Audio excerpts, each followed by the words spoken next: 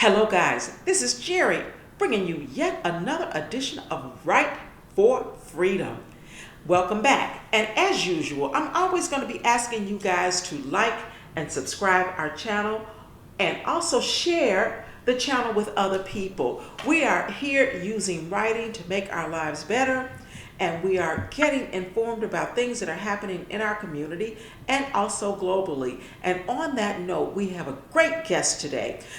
We have epidemiologist Lisa Rose, who's going to be coming to us. We don't have her here personally, which is really, not cool, but I'm bringing her to you in audio and hoping that you guys can hear her. Lisa, why don't you introduce yourself to our guests? Thank you so much, Gerri. My name is Lisa Rose-Rodriguez. I received my epidemiology training at the University of Connecticut in Farmington, Connecticut, and I graduated from there in 2007.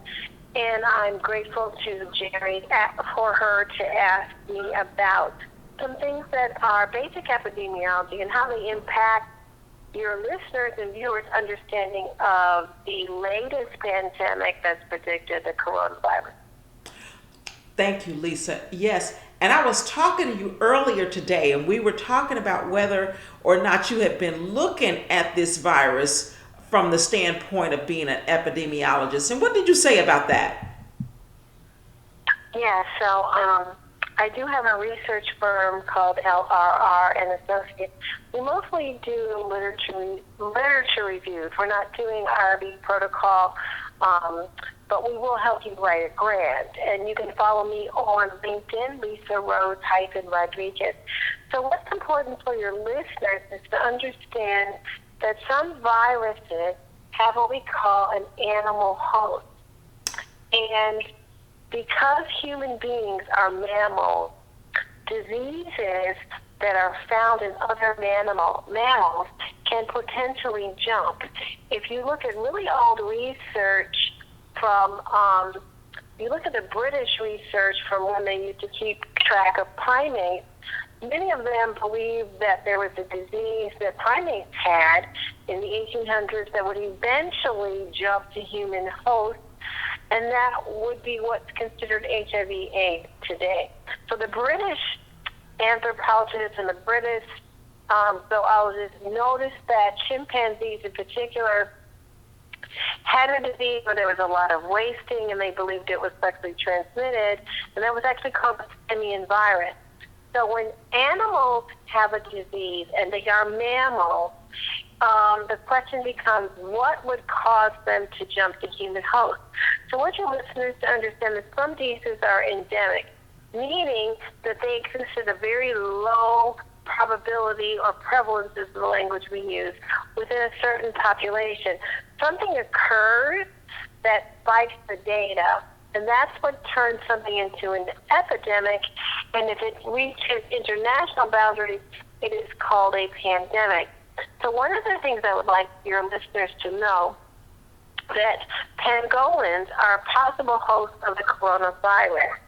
What is a pangolin? If your listeners are down south, they see armadillos on the highway. It is a mammal that still has scales. If your listeners are in the Midwest or the East Coast, you do not normally come across these creatures. In China, pangolins are protected by international law. I'm reading right now from cbsnews.com/news/pangolin coronavirus/scale/anteater. So a pangolin is in the same family as an anteater or armadillo. Okay. And I'm reading from. So the thing here for listeners to understand is pangolins are protected by international law, according from the article, but they are still one of Asia's most trafficked animals. More than 1 million have been poached in the past decade, putting the species' survival at risk. According to the International Union for the Conservation of Nature, in 2016 the ban was placed on the trade of pangolins, but the sale of the animals appears to persist in parts of Africa and Asia. So the article also says, and I quote, health experts believe a new strain of coronavirus possibly originated with bats before jumping to the human population, perhaps through an intermediary, like pangolins. So what that means is that the contact of one species to the other, that species gets the disease, harbors the disease, and then the next contact is with humans. Okay, so I think that what you're saying is that there was an animal host for the origination of the disease, and then somehow it ends up jumping to humans? Exactly. So this article says that and again, I'm reading from the CBSnews.com article. The death toll from coronavirus has risen to more than 630, with all but 2 of the deaths in mainland China, but more than 31,000 people, repeat, 31,000 people have been infected with the virus worldwide, and most of them are in China. So I think you and I were talking about this earlier, and that was that we talked about the fact that you said that when China, actually what you said is that when China said they had 20 cases, you were under the belief they had 20,000 cases. Is that right? Yes. I was preparing for the show. I told you that was my estimate. And the CBS article said that I'm off by 11,000, that there are actually 31,000 people infected with the virus worldwide, and the vast majority of them are in China. So, I mean, if we just look at the map, I predict 20,000. In China, says I predict 20,000, and most of them are in China. So I'm really off by about 5,000 or 6,000. So I'm really not surprised given the conditions, the culture, and the reporting. So underreporting here is going to be dramatic, right? Well, certainly in China, the underreporting was dramatic. And one of the things that happens in an epidemic is you develop what's called you develop case-based symptoms. And there can be some discretion based on the physician treating the person if they have the symptoms or not, or how the severity of the symptoms are. So that's one of the statistical artifacts in counting. So I would like the listeners and viewers to know what are some of the symptoms, and in the small amount of time that we have, how can you recognize the symptoms and how you can protect yourself from the symptoms. So the symptoms of coronavirus are actually kind of mundane, because if you live in climates, and we're broadcasting from the Midwest, if you live in climates, the Great Lakes region, and the winter causes people to have colds, it's cold outside. Exactly. Their nose and respiratory system doesn't like the heat. Some people are having symptoms because they have on wool and they're slightly allergic to wool. They want to stay warm. But here's some of the symptoms. And I'm actually reading this from WebMD. A coronavirus is a type of common virus that can infect your nose, sinuses, or upper throat. They cause symptoms similar to upper respiratory infections, including runny nose, coughing, sore throat, and sometimes a fever. In those cases, you won't know whether you have a coronavirus or a different cold-causing virus, such as a rhinovirus.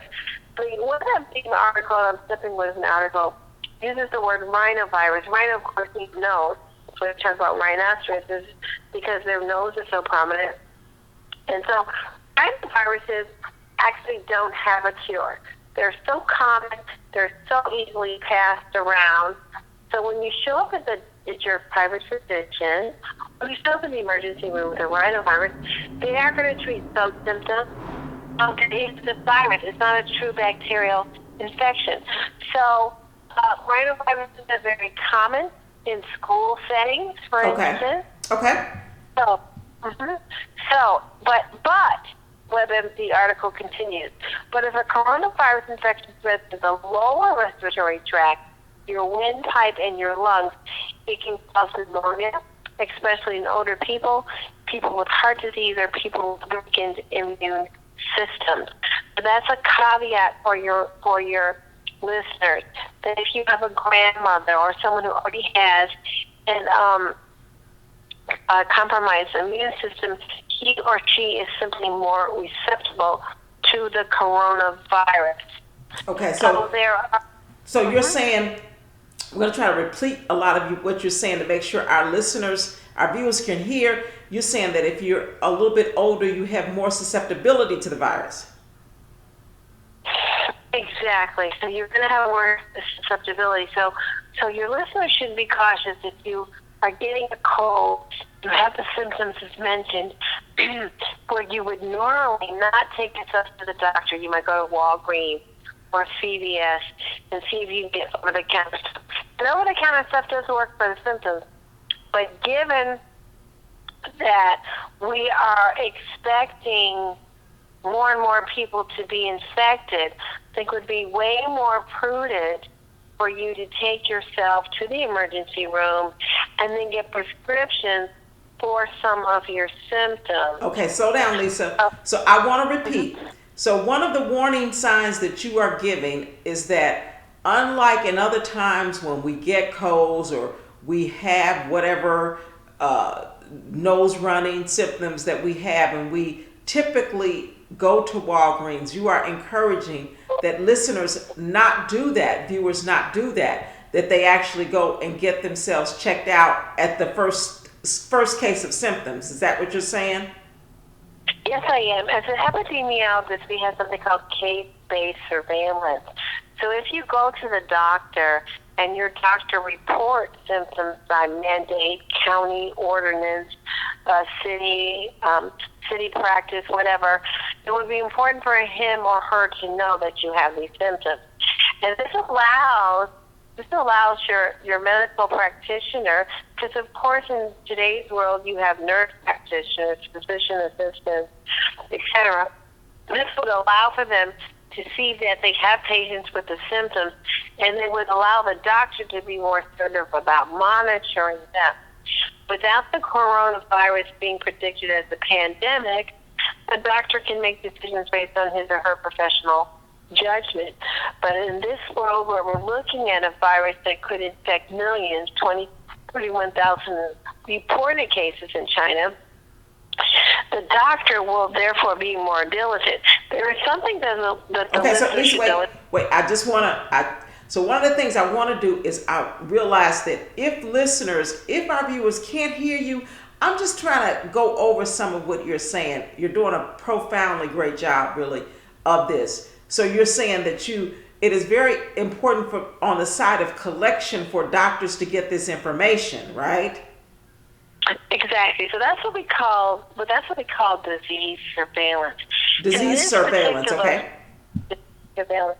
And this particular virus was first isolated in 1937. And Dean Koontz, an author, a well-known fiction author, he writes a book in 1981 about the virus, and in the fictionalized version, it turns into a pandemic. Okay. So if you realize, one of the things I want the listeners to understand, that there's something called endemic disease, and I mentioned it before. And right, you said, so that right now she's talking about endemic diseases, which means existing within a population.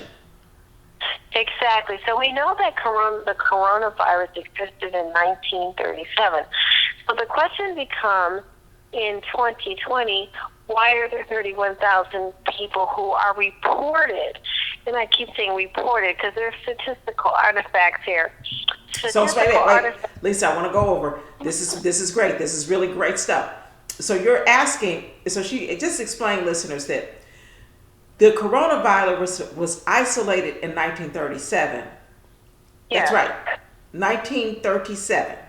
So the question on the table is, why is it that we now have, and she's saying reported, she keeps using that word, which means that the disease is far more prevalent than is being said. She's asking why is it, or the question she's posing is why is it that we're now seeing a report of 31,000? Okay, Lisa, I just want to go over what you said. Keep going. Well, thank you so much. So yes, and one of the problems with the coronavirus at the beginning of your show, I mentioned that the Rhino viruses, which is the actual name for the pathogenic infections that occur that vary in virulence, meaning they vary in severity of symptoms, are very common and they're untreatable. If you show up at the doctor with a rhinovirus, a cold, if you have a bacteria infection that occurs because of it, he or she can treat that with antibiotics, but they don't prescribe antiretrovirals. Antiretrovirals are for people with HIV/AIDS. Immunization is to help you confer immunity yourself to prevent you from getting viruses. So people infected with coronavirus could very well have had a flu shot. Okay. And influenza or the flu kills several 100,000 people in America every year. A disproportionate amount of them are babies, and disproportionate amount, I would say young children, and disproportionate amount of them are elderly people. Now, at the top of the show, I also mentioned that coronavirus symptoms can escalate to pneumonia. But because the symptoms mimic other illnesses, primarily the rhinovirus, it might be hard for your doctor to diagnose. So what's important here to do your public health piece is a couple of things. Write your senator, write your congressman, send emails to those reporters on TV who report consumer events.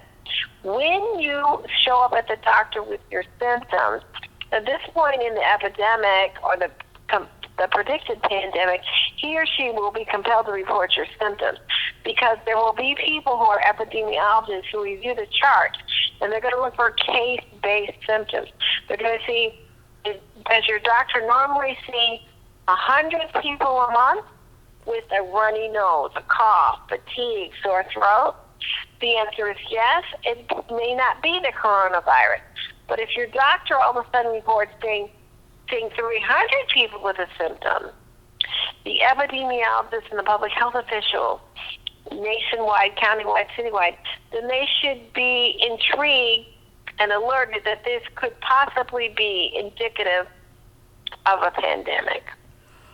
Okay, Lisa, man, I am really floored by the information that you've given us. So, viewers, I think that what she was saying, which is why it's important for the reporting of this, she explained that we've got to report, right to your senators, right to your congresspeople, right to the consumer person on the news, because as epidemiologists study this disease, they are going to see a change in the number of people who are showing up symptomatic. The number, and that's important. That's why you've got to go to the emergency room so that change can occur so that it can be evaluated. Is that kind of close to what you said, Lisa? Yes. So under the circumstances, you may not show up in the emergency room with a runny nose or an itchy throat. But since we know that the World Health Organization and National Institute of Health are feeling some kind of way, to use a colloquial, about that's right. pandemic. Use a colloquial. We like that here. So that they would be looking to see, are they seeing an increase in the endemic disease? And an increase in the endemic disease is indicative of an epidemic and a pandemic. So these numbers allow, well, here's what these numbers allow, is that they allow people who fund these projects to see that money needs to be used in certain areas. So right now, we see some layman administrative prevention measures in that many organizations, be they private or public, all of a sudden they have masks at the reception desk. They have hand sanitizer available at the reception desk. They're telling people who have the symptoms to stay home. Conferences are being canceled. Concerts are being canceled. And one of the things that your listeners should realize is that young children, people aged 65 years or older, or women who are pregnant. I realize the Chinese have, developed, the Japanese, I believe, have developed an artificial womb, but women who are pregnant are all at risk. Okay, so just 1 second. Viewer, she's explaining that especially at risk would be children, Yes. older citizens over 65, Yes. and definitely pregnant women because of their compromised immune system. Is that right? Exactly. So, the latest information from the World Health Organization is that they have declared it a public emergency. And referencing the medicalnewstoday.com article that I'm going to read verbatim, since this strain has been diagnosed in several U.S. residents, the Centers for Disease Control have advised that it's likely to spread to more people. And the name of the first strain is COVID-19, and it has started to cause disruption in at least 25 other countries. On February 17th, still reading from the article 2020, the Director General of the World Health Organization presented at a media briefing the following updates on how often symptoms of COVID-19 are severe or fatal. Most people, and I'm looking at the chart, your listeners who are following me can go to medicalnewstoday.com. Mild disease from which a person can recover occurs 80% of the time. Okay, wait, Lisa. So you said she's reading from CBSNews.com? No, the first article was CBS. This article is Medical News Today. And Medical News Today uses the Centers for Disease Control information for reference. So your listeners should know that the mild version of the symptoms occurs 80% of the time. The mild, right. So for the most part, 80% of the time, people are going to get well after having this disease. Exactly. Severe disease is going to occur about 14% of the time with the patient presenting with breathlessness and pneumonia. Only 5% of the time does it include critical disease, septic shock, respiratory failure, and the failure of more than one organ. So listeners should not be panicked in that they can survive the symptoms, but listeners should be aware that it is spreading more rapidly than a normal rhinovirus and its related viruses and pathogens. So Lisa, like I go to the pool a whole lot, and I've decided that I'm not going to go for a while. What do you think about that?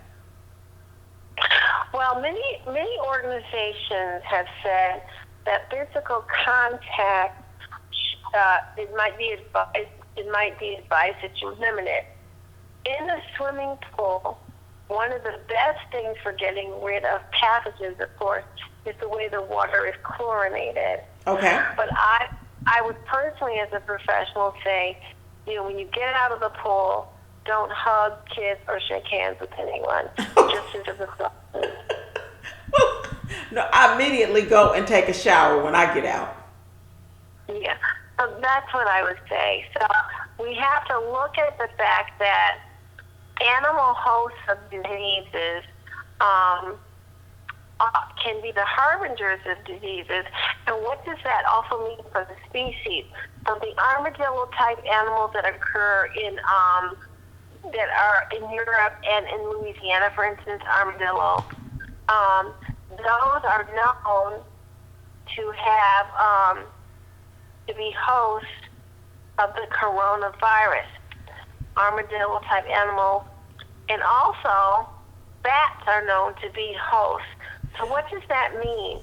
It means that the mammals carry a disease, and under the right circumstances, which scientists don't totally understand, there is a species jump. So some people right now, the research community is divided as to which animals have the most, which which animals have the most corona? Bats are most likely the origin of deadly coronavirus, according to the New York Post. But we also read an article that said pangolins are also part of what some people would say is an emerging virus. Now, pangolins and bats are not really related in terms of the phylum order, except for being mammals and except for being chordata, meaning they have a spinal cord. But there is the scientific information that the disease, that both of these animals can be host. So it is their contact with humans that needs to be looked at also when trying to control the spread of the disease. And I've noticed that many of the news reports are not containing information about these two species. So if you're following me online, you can look at, if you're really diligent, you can look at the clinical microbiology reviews at the American Society for Microbiology, and you can find an article called "Bats Are Important Reservoir of Emerging Viruses." So when a virus is emerging, it means that it's occurring more and more in populations that what we call are disease naive. Populations that have not experienced this are all of a sudden experience this. So did you say, you said disease naive? Disease naive. Okay. So disease naive means that a particular population has not experienced this disease in the past, but that also is an indicator of whether or not the population's natural immune system can fight off the introduced pathogen. So that is something that researchers, of course, are looking at. And I'm reading from verywellhealth.com. A person is considered to be treatment naive if they have never undergone treatment for a particular illness, for instance. So, but disease naive means exactly what I said. The best example would be when the European people are coming to America. Native American people are not familiar. They have no history with tuberculosis, for instance. Nomadic people never have a relationship with tuberculosis because tuberculosis is a pathogen that thrives in a contained area. Okay. So if you're a nomadic group of people, you have no experience with it because you're always on the move. You're moving seasonally. You're living outside. Okay. Tuberculosis. So that would just be kind of an example for your listeners. Well, Lisa, we're running into 30 minutes. We're going to close this part out.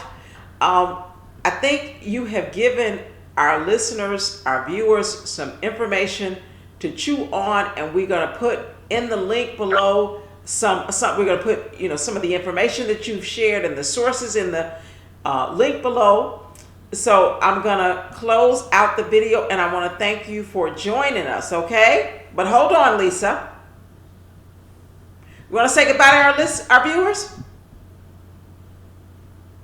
Okay. All right, Lisa. Hold on.